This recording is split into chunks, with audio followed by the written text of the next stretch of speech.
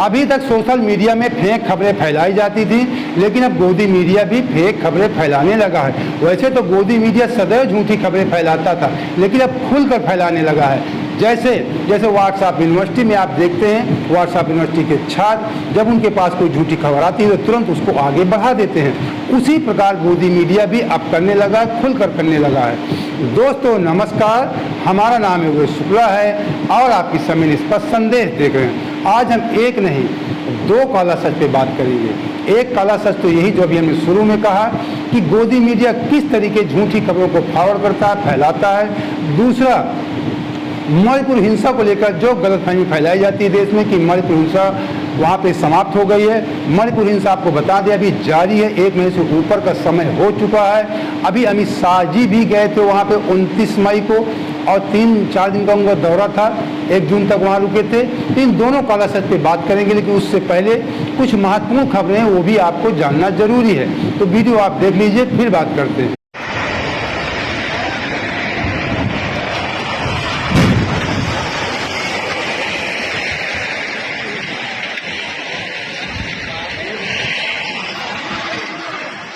आपने बोला कि डॉग को फीडिंग नहीं करवानी। मैंने आपने अभी ये बात बोली। शांत जी। मैंने उनको ये कहा ये जरूरी नहीं है हाँ जी कि RWM को फीडिंग करे जी। दूसरी बात ये है हाँ। फीडर में रूल। तुम क्यों रिकॉर्ड कर रही हो? Are you more smart? Are you more smart? मैं आपको रिकॉर्ड कर रहा हूँ क्या? Are you more smart? Both people.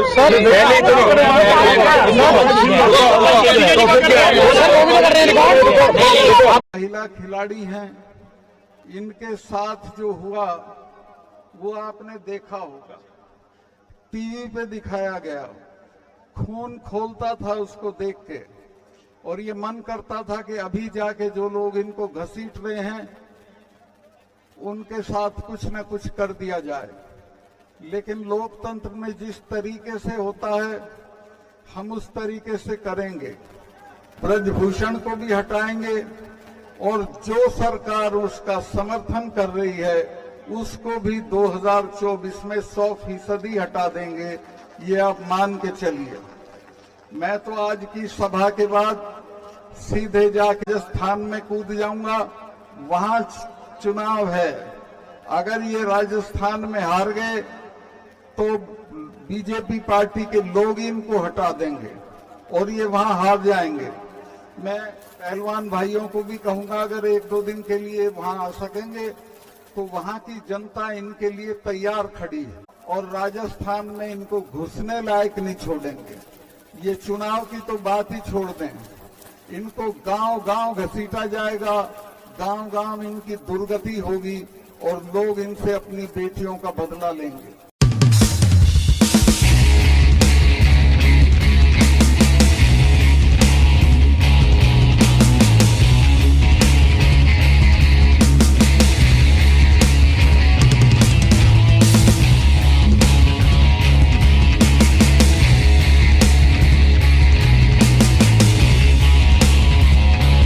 अभी जो पुल वाला आपने वीडियो देखा ये बिहार का था। ये कमीशन खोरी का नतीजा है। आजकल जो चलन चला है, कहा जाता है कि किसी राज्य में 40% कमीशन खाया जाता है, किसी राज्य में 50% कमीशन। ये बातें चुनाव के समय उजागर होती हैं। तो बिहार का भी नज़ारा है, कमीशन खोरी के चक्कर में ऐसा पुल बनाया होगा तभी भरभरा कर गिर गया। ऐसा नज़ारा ही बंगाल में भी देखने को मिला था चुनाव के दौरान। वहाँ पर भी एक रेलवे का पुल गिर गया था, काफ़ी लोग जख्मी भी हो गए थे। और जो एक दिल्ली का वीडियो हमने दिखाया, ये भाजपा के वरिष्ठ नेता विजय गोयल जी हैं। एक पब्लिक मीटिंग के दौरान एक महिला उनका वीडियो बना रही थी, किस तरीके उठकर जाते हैं, उस महिला को थप्पड़ मार देते हैं और कहते हैं कि तुम स्मार्ट बनने की कोशिश कर रही हो। जबकि एक आवाज़ आती है कि मैं भी वीडियो बना रहा हूँ, लेकिन उस लड़के वो थप्पड़ नहीं मारते, वो महिला थी इसलिए उसको मार दिया। एक वीडियो और आपने देखा, ये वीडियो रायपुर का है, जहाँ पर युवक कांग्रेस के कार्यकर्ताओं ने ब्रजभूषण शरण सिंह महिला पहलवानों के समर्थन में निकाला कि ब्रजभूषण शरण सिंह की गिरफ्तारी होनी चाहिए। ऐसे पूरे देश में ब्रजभूषण शरण सिंह के खिलाफ प्रदर्शन चल रहे हैं। कहीं उनका पुतला फूंका जाता है, कहीं पे प्रदर्शन किया जाता है। हरियाणा में भी आज उनका पुतला फूंका गया। और दूसरी तरफ जो मैंने शुरू में बताया कि आज हम 2 काला सच पे बात करेंगे। तो गोदी मीडिया किस तरीके झूठी खबरें फैलाता है, तो हम आपको बता दें। गोदी मीडिया ने आज एक बहुत बड़ी झूठी खबर फैलाई महिला पहलवानों को लेकर। गोदी मीडिया ने कहा कि साक्षी मलिक और विनेश फोगाट और बजरंग पुनिया ने आंदोलन से अपना नाम वापस ले लिया है और ये लोग जो रेलवे में नौकरी करते हैं, नाम वापस लेने के बाद इन लोगों ने रेलवे में नौकरी पुनः ज्वाइन कर लिया है। मैंने कहा ना कि जैसे व्हाट्सएप यूनिवर्सिटी में मैसेज इधर से उधर फॉरवर्ड किया, उसी प्रकार गोदी मीडिया में मैसेज चलने लगा कि साक्षी मलिक, विनेश फोगाट और बजरंग पुनिया ने अपने नाम वापस ले लिया। क्यों ले लिया? इसमें तर्क वितर्क भी होने लगा, डिबेट भी होने लगा, तरह तरह की बातें होने लगी। लेकिन हम आपको सच दिखाते हैं। इसके बाद जब इन लोगों को पता लगा होगा, बजरंग पुनिया और विनेश फोगाट और साक्षी मलिक को, तो इन लोगों ने तुरंत ट्वीट करना शुरू कर दिया। साक्षी मलिक ने यहाँ तक ट्वीट किया कि जो आज तक में चल रहा था, नीचे पट्टी चल रही थी, वो बातचीत बहस चल रही थी कि उनके नीचे लिखा हुआ था, मैं लगा देख लेना आप, पहलवान साक्षी मलिक ने प्रदर्शन से हटी, ऐसा लगाकर उनके जो न्यूज़ में चल रहा था। और मैंने भी देखा उस वीडियो को, और उसमें चला तो वो हटाया गया, क्यों हट गई, क्यों हो गई। इन्होंने आपको बता दें, इन्होंने गृह मंत्री से शनिवार की शाम बात किया था इन लोगों ने, तो कोई बात हुई कि आप ज्वाइन कर लीजिए, निष्पक्ष जांच होगी, जांच चलिए। लेकिन इन लोगों ने गोदी में इसको बढ़ा चढ़ा कर दिखा दिया कि इन लोगों ने नाम ही वापस ले लिया और नौकरी ज्वाइन कर लिया, प्रदर्शन खत्म हो जाएगा, कोई इनके खिलाफ आंदोलन नहीं होगा, ब्रजभूषण सिंह के खिलाफ ऐसी अफवाह फैलाने लगा। तो इन लोगों ने जो ट्वीट किया साक्षी मलिक, आप देख लीजिए उन्होंने क्या कहा। ये खबर बिल्कुल, ये साक्षी मलिक ने कहा, ये खबर बिल्कुल गलत है। इंसाफ की लड़ाई में ना हम पीछे हटा है ना हटेगा। सत्याग्रह के साथ रेलवे में अपनी जिम्मेदारी को साथ निभा रही हूँ। इंसाफ मिलने तक हमारी लड़ाई जारी है। कृपया कोई गलत खबर ना चलाई जाए, ये साक्षी मलिक कह रही है। उधर बजरंग पुनिया जी क्या कह रहे हैं? बजरंग पुनिया कह रहे हैं कि आंदोलन वापस लेने की खबरें कोरी अफवाह हैं, ये हमें नुकसान पहुंचाने के लिए फैलाई जा रही हैं। बजरंग पुनिया कह रहे हैं हम ना पीछे हटे हैं और ना ही अपने आंदोलन वापस लिया है। महिला पहलवानों की FIR उठाने की खबर भी गलत है। अभी FIR की बात बताते हैं। और उधर विनेश फोगाट ने क्या कहा? विनेश फोगाट ने एक ट्वीट किया एक लेखक के वाक्य के साथ, महिला पहलवान किस ट्रामा से गुजर रही, इस बात का एहसास भी है। फर्जी खबर फैलाने वालों को कमज़ोर मीडिया की टांगें हैं। उन्होंने कहा कमज़ोर मीडिया की टांगें हैं जो किसी गुंडे के हंटर के आगे कांपने लगते हैं। उन्होंने कहा कि मीडिया की टांगें कमज़ोर हो सकती हैं जो किसी गुंडे के हंटर डंडा के सामने कांपने लगती हैं, महिला पहलवान नहीं। उन्होंने कहा कि महिला पहलवान झुकने वाली नहीं हंटर के सामने, आप लोग झुकते होंगे। उन्होंने मीडिया के लिए, गोदी मीडिया के लिए कहा। फिर उन्होंने नीचे एक थोड़ा लिख दिया, जहाँ पहुँच के कदम, ये आदिब जी का है, उन्होंने लिखा जहाँ पहुँच के कदम डगमगाए हैं सबके, उसी मकाम से अब अपना रास्ता होगा। ये विनेश फोगाट कह रहे हैं कि जहाँ पहुँच के सबके कदम डगमगा जाते हैं सबके, वहीं से अब हमारा रास्ता होगा। ये साक्षी मलिक और विनेश फोगाट और बजरंग पुनिया के ट्वीट है जो हमने आपको दिखाया।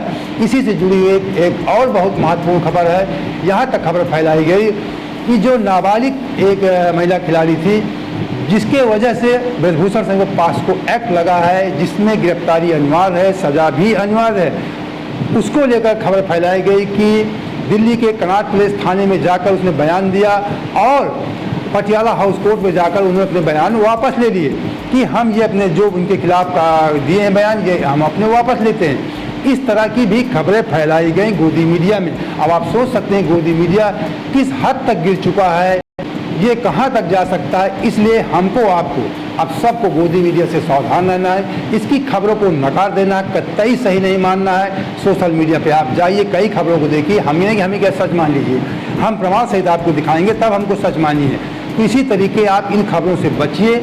अगर हमको आपको देश को आगे ले जाना है, देश को सही रास्ते पे ले जाना है, तो हमको इन गोदी मीडिया के खबरों से बचना होगा।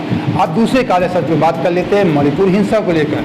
मणिपुर हिंसा 3 मई से चालू थे, शुरू हुआ है जो सिलसिला 27 अप्रैल को चूड़ाचंदपुर में, जब वहाँ के मुख्यमंत्री बीरेंद्र सिंह की एक उद्घाटन होना था 28 अप्रैल को, 27 अप्रैल को ही रात को वहाँ पे तोड़फोड़ काफ़ी कुछ कर दिया गया था। इसको डिटेल में मैंने एक वीडियो बना चुका हूँ, लेकिन थोड़ा संक्षेप में बता दें अभी हिंसा क्यों जारी है। तो ये हिंसा जो विशेष वहाँ की हिंसा ने जो विशाल रूप धारण किया था वो 3 मई से लिया था। आज 5 जून हो रहा है। अभी 29 मई को हमारे गृह मंत्री अमित शाह जी भी गए थे 29 मई को, और वहाँ पे अपना 3 दिन विश्राम भी किया था और वहाँ पे मामले को हल करने का प्रयास किया था। यहाँ तक कहा था 1 जून को उन्होंने प्रेस कॉन्फ्रेंस किया था कि जो लोग हथियार या गोला बारूद रखते हैं उनको वापस कर दे, नहीं सर्च ऑपरेशन चलाया जाएगा।